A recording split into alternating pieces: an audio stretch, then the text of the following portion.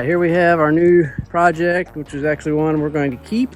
It's a 2018 Chevy Silverado 2500 Duramax High Country. So this is like the GMC top version is a Denali and the Chevy top version is a High Country. Damage is much similar to the one we just did, only there's no damage to this right front fender, which is amazing. And the damage on the front is much less severe than that other one. We do have a bent collar here on our frame horn, but the frame's not bent. I'll probably have to replace that entire radiator support, but I think the radiators are good. It's on this trailer, this trailer is not made for a big truck. I mean, it is not heavy enough for it. But this was a run and drive vehicle, but we had it delivered. And when it got there, it had no battery. So we can't start it. So this trailer is the only one we had a winch on. So we carefully winched it up there and I only had to drive like 3 miles home. So I just inched home really slow with it. But I will not ever go somewhere and get a big truck on this little trailer. That's why I bought that other trailer. The interior is super nice. It's got one blown dash airbag and a blown steering wheel bag. I've already got the new dash here. It's got that really nice saddle leather interior with heated and cooled seats. See the controls there. It's got the thing that you can charge your phone by just laying it in that little spot. It's like got all the options, I think. But look at the sliding back glass. It's really, really nice truck. So this will be the one that we keep and use to go on trips and stuff like that. So I even looked in here a while ago, check that out. It's got the manuals, which is you never ever find. So anxious to get a battery for it and get it started. But for now, I'll just crank up the trailer and I've got the winch hooked to it. And I'll just slowly back it off of here and get it close to the garage where I can run power over, because it does have one battery in it, so I can be charging in it. And it's just where there's no damage on this side, so it's good. But then where the other one goes, right here, is where we have our damage. So that battery got knocked out of here, and you can see there's the post to it ripped out of the battery. So we'll just really carefully back it off of the trailer and I'll start charging it up.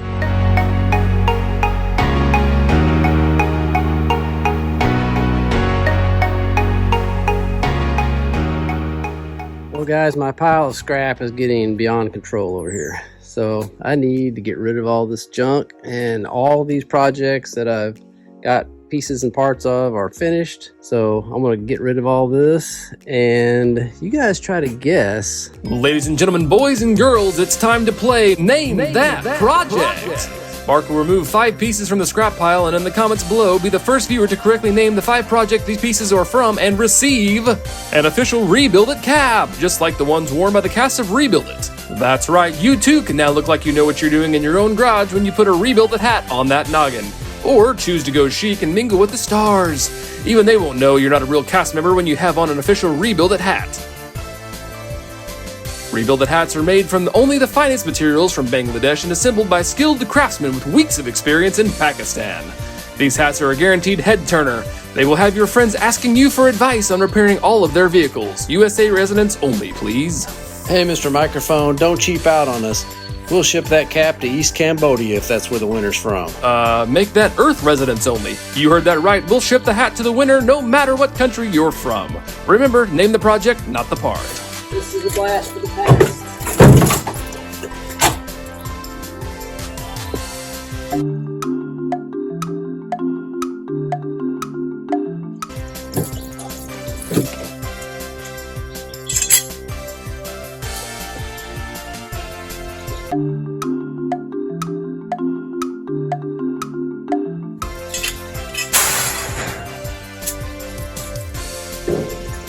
Number 3.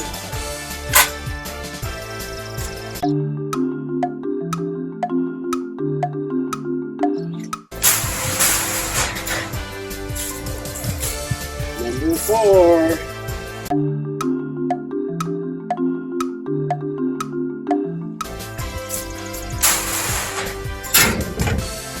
number 5.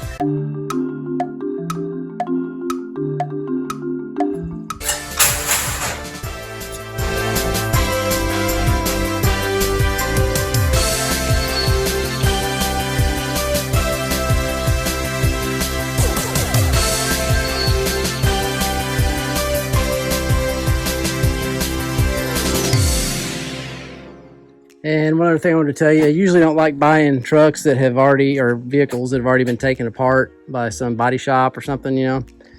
But this one I saw in the photos, the stuff in the back sticking up, so I figured most of it was in there, and it looks like it is. The stuff like is so expensive, like the front, the lights and all the fog lights and all that on the front bumper. I don't know how much of that is still good, maybe a bunch of it. You know, that saves you a ton of money and helps you put stuff apart, back together when it's and you know where all the clips and all that go, although we'll have another truck that we can look at. So there's our front fender, there's our hood, front bumper, back bumper, and in the back seat here, bags of bolts, even labeled. Left fender, front bumper. So that is awesome. I mean, you never see that. And just doing one of these, there's even our tail light, which looks like it's okay. And 2 headlights, which one of them's busted for sure. I don't know about the other one. Just having done one of these, we pretty much know where all the parts go, what they all look like. So it'll be much easier putting this together this time than the last one. So I'm pretty excited about this one. This one looks really nice. Had just a little bit of damage here like the other one did that Mike will have to blend into. But it's nice that the other side is mint. And did I show you the bad spot on the bed? Like, we got a crease right in here because of this, where the bumper, I guess, was pushed over and smashed into that. So I have to talk to Mike about whether it's smarter to go ahead and replace that whole side or try to fix that. All right, so I've got the High Country down to the shop. So I got a new battery, installed it, and it started right up, and I just drove it down here with no issues at all. So I'd say the first thing we need to do, like normal, is to figure out how to get the center console out, because I think the SRS module is down underneath here. So get that out, and then we've got locked up seat belts there, and the passenger side is locked up. I haven't checked the rear ones. That one's okay, and that one's okay. So we just have to worry about, and this one, when it locked up, it popped this out. So either that or somebody was checking it out. But I don't know if I showed you this or not, or told you about it, but whenever this wreck happened, there was coffee in these holders here, and it went absolutely everywhere. And I mean, it filled. I pulled these out and took them inside and let them soak like forever, and it finally got it all out. I mean, it had been in there for months and months and months, and it was like, matter of fact, you can see in there, it even went underneath this liner right here. It goes over that and filled it up, and so I need to keep cleaning that. But anyway, it was nasty, and so you can see I need to clean all the leather, and it was everywhere. So let's we might be able to clean it easier if we get this out. So to get to the places I need to get on the console, the seat needs to be forward, and you can't really move it forward with this seat belt locked up. So I see an access panel right here. We'll pop that off, and there's a bolt in there. We can get that off, and then pretty sure we just lift up on this, pop this panel up here, and then we can get this one out and get to the stuff back there. But first we need to get this one off the seat so we can move it.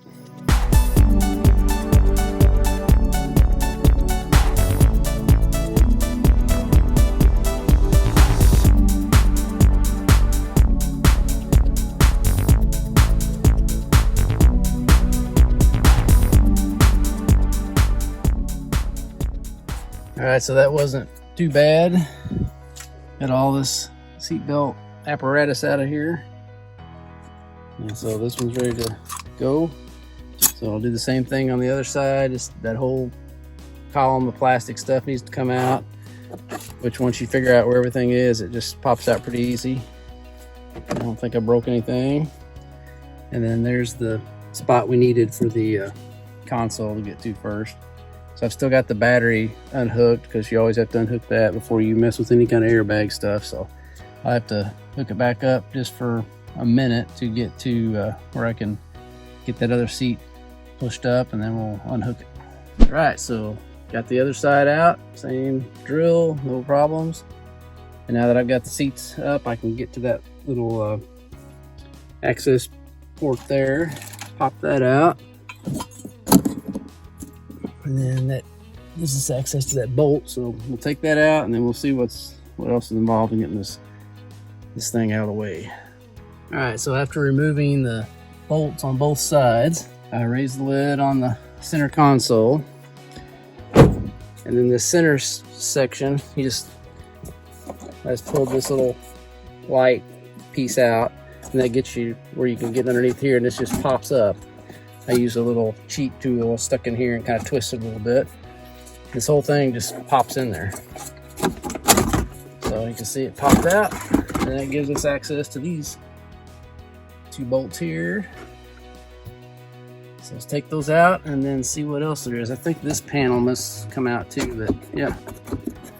So I'll probably need to disconnect or hook the battery back up and get my seat moved back so that I can get this panel right here out. But we're on our way to getting to the module. Look at that, even down there, that coffee. So once I get this out, I mean, this thing's just gonna get a major cleaning.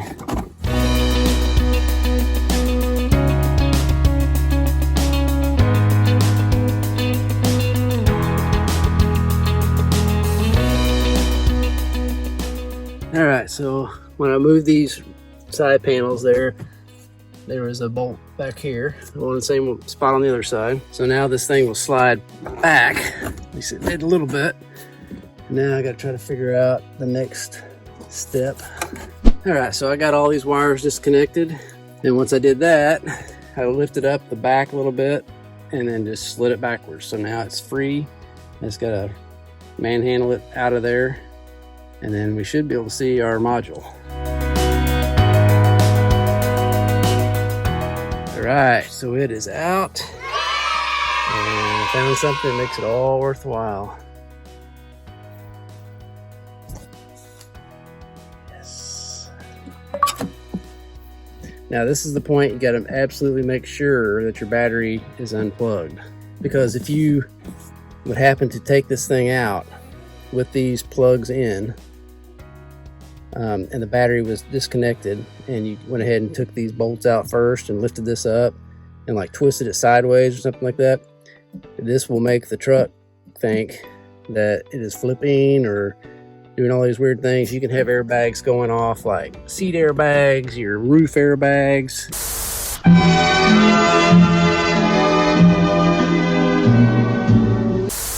Just all sorts of stuff that things needs to do to protect you. So always make sure the battery's off, and then always make sure we unplug these first before we unhook the module. That was good, and that was good. Now it's just these three 10mm bolts off of there, and then we got this stuff ready to ship to get restored. All right, while I'm waiting on parts for the interior stuff to come in, I went ahead and got a lot of the parts out of the back of the truck, and did notice one thing that's cool. There is the gooseneck hitch, and it looks like it's missing, but when you look down here, there is a lever, and it says to pull and rotate to unlatch the ball. So you can turn that, or pull it, turn it, that latch right there, and there is a actual ball, I don't know if you can see it or not, there, hanging down underneath the bed. So I guess once you release that latch, that ball, you can pull it up, flip it upside down, and then you got your gooseneck hitch on there. And when you're not using it, if you've ever had one of those in your bed, when you try to slide stuff in there, that thing is always in the way. Or if you try to lay like a bag of something on there, it'll bust it. And so that's nice, having that as a smooth area until you need it. And so here are the parts that I took out. As you can see, the bumper is just destroyed. The lights are still good. I think that chrome piece right there might still be good, but the rest of it is shot. I'm sure most of the big heavy steel reinforcement stuff behind it, I'm sure, is all bent up. I've got that bumper already, it's at Mike's waiting to be painted, and that one is at Mike's waiting to be painted, the new one. You can see sensors, probably 2 good ones over there, 1 good one maybe there. That one's probably shot. We gotta order this top plastic piece, this little step. So there's a whole lot of reason I got those out is so I can get all that stuff ordered, since stuff's so hard to get now. And sometimes they get back ordered and you have to wait forever. So I'm gonna go ahead and get them all on order, so they'll be on the way.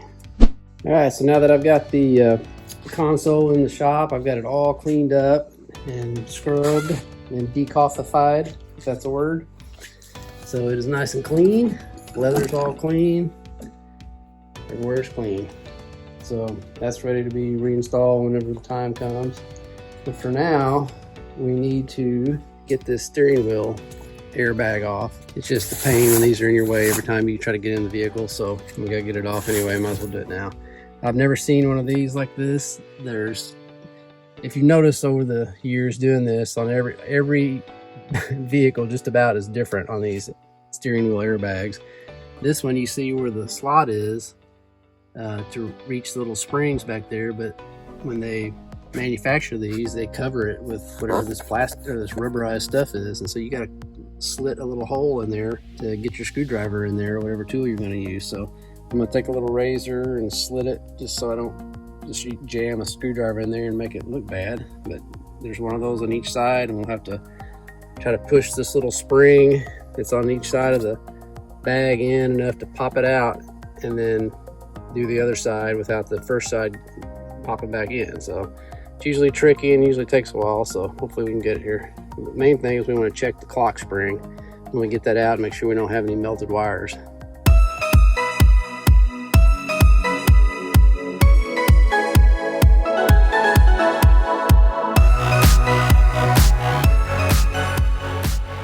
Alright, so I got it out.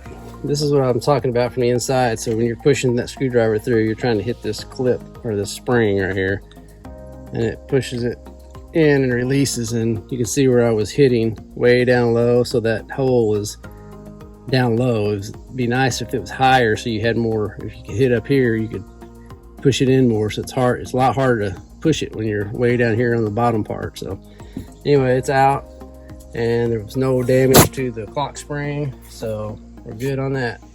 Well, I hope you guys enjoyed this episode of Rebuild It in the extreme tight quarters of the shop here, but I'd rather suffer the claustrophobia than the heat stroke, so we'll make do what we got in here. So if you guys did enjoy it and you think you're going to like this new high country build, give us a thumbs up and make sure you're subscribed down below. We'll catch you next week.